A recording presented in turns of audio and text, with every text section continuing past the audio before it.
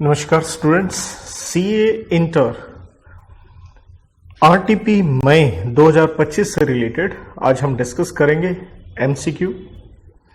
और ऑब्वियसली हमारे पास यहाँ केस सिनारियो है और ये कंपनीज एक्ट के ऊपर है। मैंने सारे सेक्शन यहाँ कोट किए हुए हैं। 63 में बोनस शेयर पे है, 91 आपका रजिस्टर क्लोज करने पे है, 124 उड़ा unpaid dividend account, 128 books of accounts and 138 internal auditor.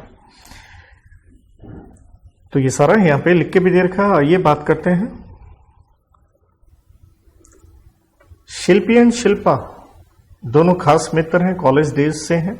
इन्होंने एक कंपनी बना ली बेकिंग पॉइंट लिमिटेड और रजिस्टर्ड ऑफिस न्यू दिल्ली में है और ये काफी कुछ चॉकलेट वगैरह वगैरह चीजें बेच रहे हैं।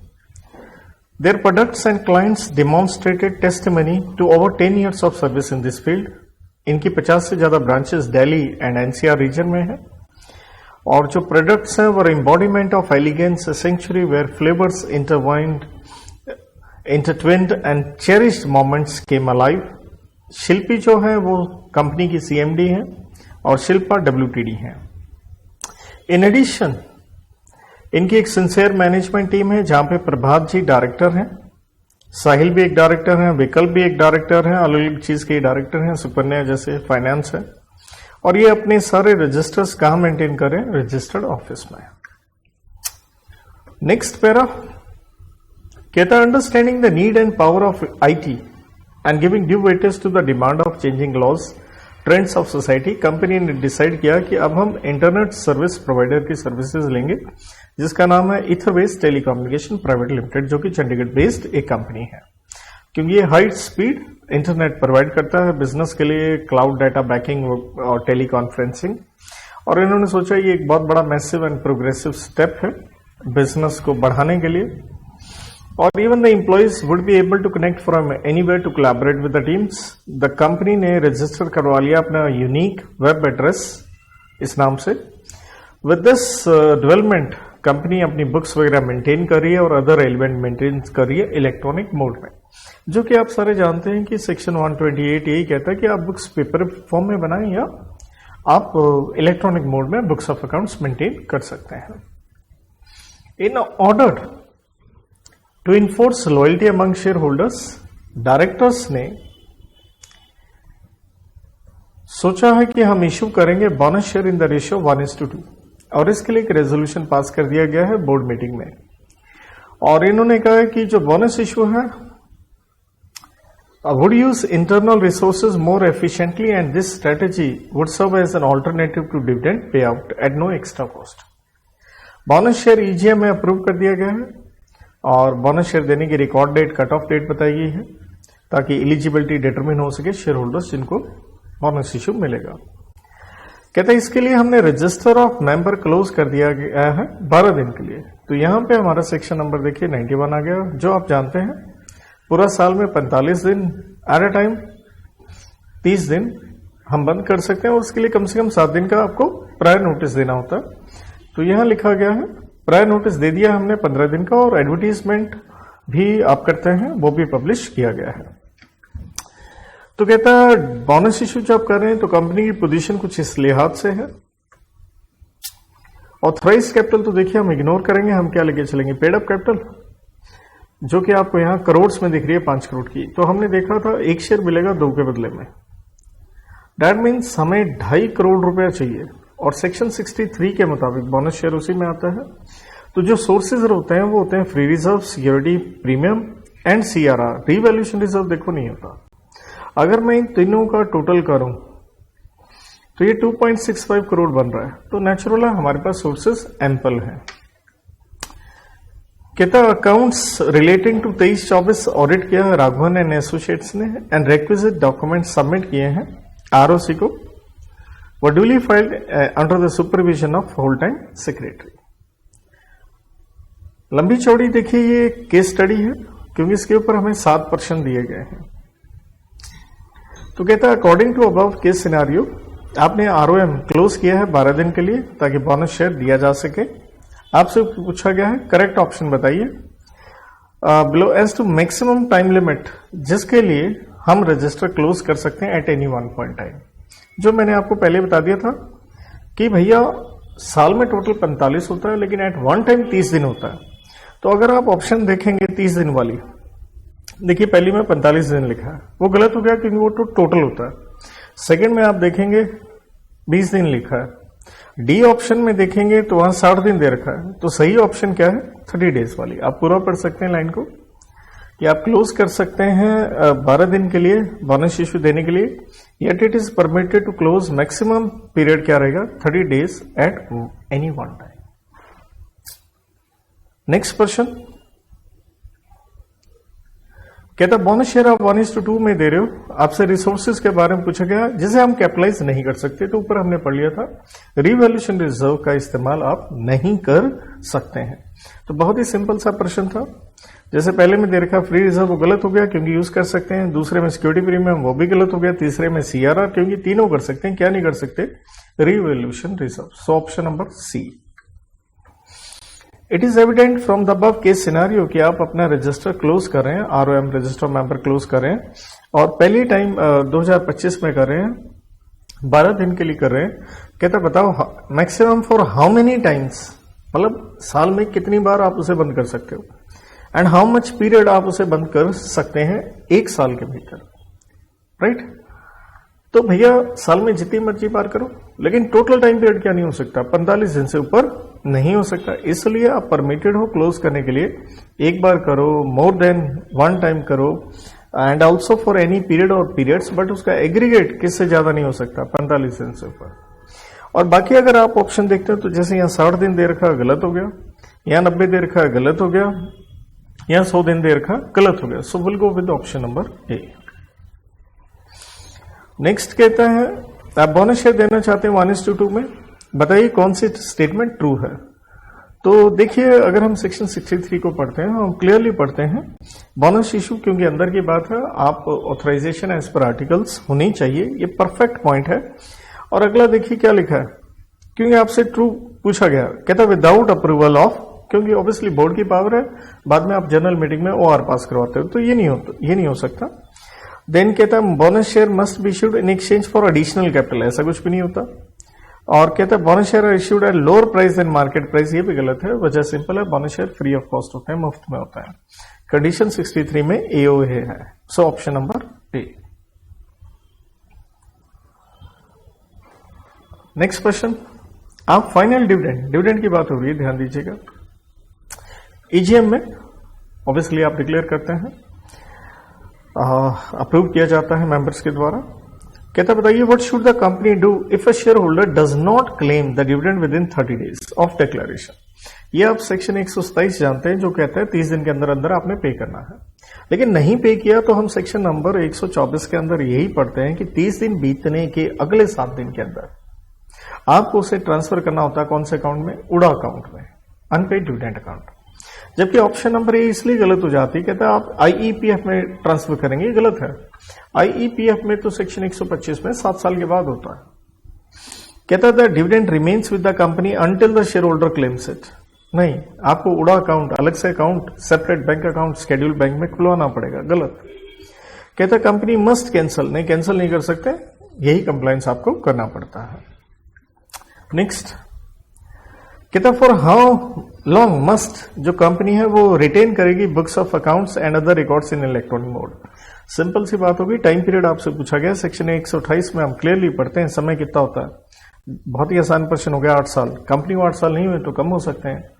और अगर सेंट्रल गवर्नमेंट ने इन्वेस्टिगेशन ऑर्डर करी है चैप्टर नंबर 14 में, तो वहां पे लॉन्गर पीरियड हो सकता है। तो इसलिए 3 साल, 5 साल, इंडेफिनेटली ऐसा कुछ नहीं है। आखिरी प्रश्न केस सिनेरियो का, कंपनी इंटरनल ऑडिटर अपॉइंट करना चाहती है to review its operations and compliance. तो कहता है बताइए कौन सी स्टेटमेंट इसमें से करेक्ट है। पहला कहता है appointment of internal auditor is mandatory for all companies, not at all, क्योंकि प्रिस्क्राइब कंपनियों के लिए सेक्शन 138 में आपको मालूम है लिस्टेड कंपनी और बाकी फिर वो हम 25, 50, मोर देन 100 एंड 200 करोड़ की लिमिट पढ़ते हैं अनलिस्टेड पब्लिक कंपनी के लिए, और 2 लिमिट हम प्राइवेट कंपनी के लिए पढ़ते हैं। तो ऑल कंपनी तो होता ही नहीं है।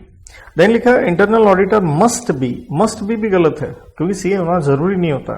पहले डी में आओ, internal auditor must be appointed by the share holders, ये भी गलत है क्योंकि 138 बड़ा क्लियरली कहता है, द वर्ड इज हाईलाइट करने वाला वो ये है मे बी।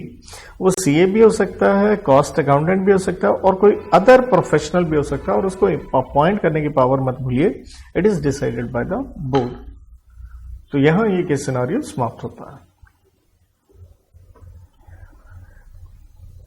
इसके बाद बेटा जी हमारे कुछ इंडिपेंडेंट एमसीक्यू है और पहला आपको अपनी स्क्रीन पे दिख रहा है, ये सेक्शन 9 ऑफ एलएलपी के ऊपर है। कहता है XYZ एलएलपी एक वेल एस्टेब्लिश्ड है, 2 डेजिग्नेटेड पार्टनर्स हैं आदित्य एंड राजीव।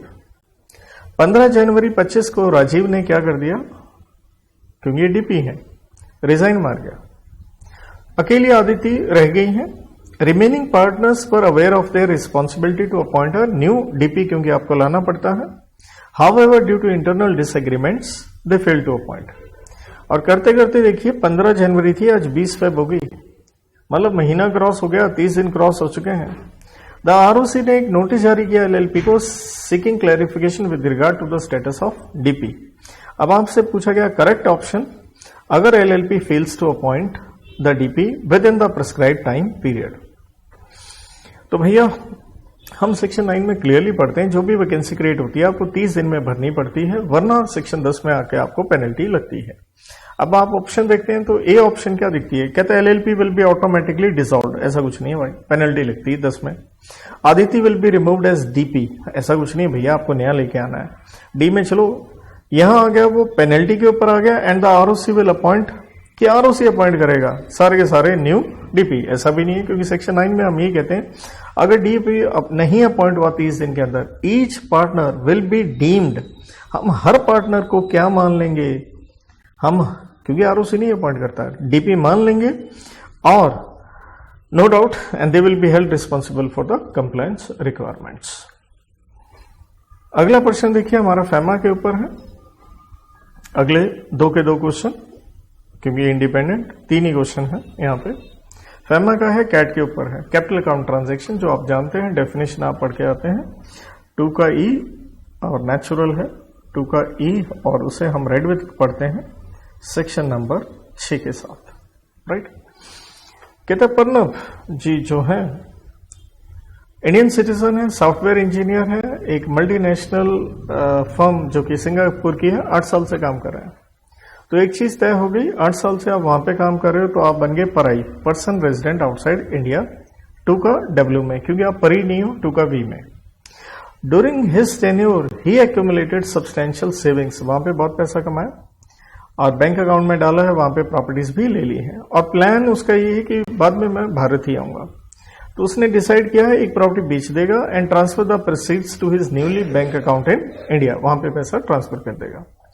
साइमल्टेनियसली पर्नब के एम्प्लॉयर ने उसको डिप्यूट कर दिया है कि आप कुछ समय के लिए भारत में चले जाइए, सॉफ्टवेयर डेवलपमेंट करना है 3 साल के लिए। इससे आपको याद आ गया होगा, हम शेड्यूल नंबर 3 पढ़ते हैं और किसके अंदर पढ़ते हैं, क्यूट, करंट अकाउंट ट्रांजैक्शन के ऊपर, जहां हम कहते हैं आरबीआई से कोई पूछने की आवश्यकता नहीं है अगर आप नेट सैलरी तक पैसा भेज रहे हैं।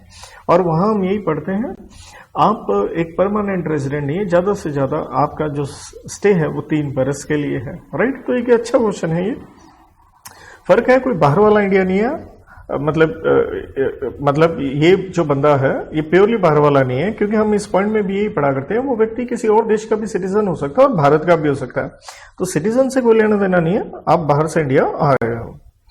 कहता है उसका सैलरी क्रेडिट हो रहा है इंडियन बैंक अकाउंट में। अब प्रणब जी क्या करना चाह रहे थे, अपनी वो प्रॉपर्टी बेचना चाह रहे थे सिंगापुर वाली, अपने बैंक अकाउंट में डालने के लिए, ठीक है। अब आपसे पूछा गया which of the following statement is most accurate, मतलब ऐसे ही देखिए प्रश्न अब आसान नहीं पूछ रहे, इंडिपेंडेंट एमसीक्यू भी, क्योंकि 2 पैरे आपने डाल दिए, अब आप पता नहीं किस चीज के ऊपर जाओगे, तो हमें बहुत शांति से पढ़ना पड़ेगा। पहला क्या कहता है, he can freely transfer the full amount without any restriction as is now Indian resident. देखिए बात इसमें कोई बुराई वाली बात नहीं है, क्योंकि आप सेक्शन 6 के 4 में यही पढ़ के आते हैं कि अगर आप परी हैं में, आप जो हिंदुस्तान के बाहर वाली जो भी चीजें हैं आपकी, वो आपके लिए अलाउड होता है जो आपने एक्वायर किया if you are person resident outside India और you acquired by way of inheritance, right. लेकिन हमें सबसे एक्यूरेट यहां पे मोस्ट एक्यूरेट की बात कर रहा है, ठीक है। तो he can not transfer the amount since property was acquired outside India, भाई ऐसा तो बिल्कुल भी नहीं है। डी ऑप्शन पहले देखेंगे, he needs prior RBI approval irrespective of how the property was acquired. अब सी में आइए, he can freely transfer the funds if the property was purchased while he was what resident outside India, है ना। इसलिए अगर आप देखिए सेक्शन 6 का 4 कब लगता है, 6 का 4 है अगर आप PRI हैं, लेकिन वो प्रॉपर्टी कब आपने एक्वायर की थी, जब आप PROI थे। इसलिए ऑप्शन ए में भी बुराई नहीं दिख रही थी। यूं कहूं मैं सीधा सीधा कि डी वाला भी इतना बुरा नहीं था, लेकिन बेस्ट कौन सा है। तो इसलिए अगर आप ढंग से पढ़ रहे हैं, एक एक सेक्शन को तरीके से पढ़ रहे हैं, देखिए तभी आप चीजें अच्छे से मैनेज कर पाएंगे, वरना तुक्के मारने पड़ सकते हैं। अगला प्रश्न फेमा के ऊपर है, करंट अकाउंट ट्रांजैक्शन के ऊपर है। शेड्यूल 3 आपको समझ में आ गया, आरबीआई वाला है, वो LRS की लिमिट 2.5 लाख USD वाला है। कहता कनिका त्रिपाठी एक क्लासिकल डांसर है और ऑक्सफोर्ड में उन्हें बुलाया गया परफॉर्म करने के लिए कल्चरल इवेंट। कल्चरल को देख के हमें शेड्यूल 2 याद आता है, जहां CG की अप्रूवल लेनी पड़ती है, इसलिए क्वेश्चन अच्छा है। अब ध्यान दीजिए, वो विड्रॉ करना चाहती हैं 75,000 फॉर किसके लिए, टूर एक्सपेंसेस। तो क्वेश्चन की गेम ये थी, कल्चर के लिए तो CG वाला अप्रूवल जाता है शेड्यूल 2, अब टूर आ रहा है तो याद कीजिए हम शेड्यूल 3 में यही पढ़ा करते हैं, आप प्राइवेट विजिट करना चाहते हैं किसी भी कंट्री, लेकिन सिवाय नेपाल एंड भूटान के, तो वहां आरबीआई की अप्रूवल लेनी पड़ती है, लेकिन नहीं भी लेनी पड़ती है। अगर LRS वाली लिमिट 2.5 लाख में आते हैं तो 2.5 लाख के अंदर अंदर ही आ गया। तो आपसे पूछा गया what is the most likely restriction on this transaction and what are its guidelines. तो पहले में क्या लिखा है, शी मस्ट ऑब्टेन आरबीआई का मस्ट नहीं है भैया, 2.5 लाख का क्रॉस नहीं हुआ। सी में चाहो withdrawal from cultural performance is prohibited, देखिए प्रोहिबिटेड तो बिल्कुल भी नहीं है, प्रोहिबिटेड वाला शेड्यूल 1 रूल नंबर 3 के अंदर ये नहीं आता। Must first obtain a visa, ऐसा कुछ नहीं है भैया, पहले बी में आओ। She can withdraw foreign exchange freely within the limits prescribed under LRS और रेलिवेंट फेमा गाइडलाइंस। तो इनमें से बेस्ट ऑप्शन कौन सी है, option number B. Thank you.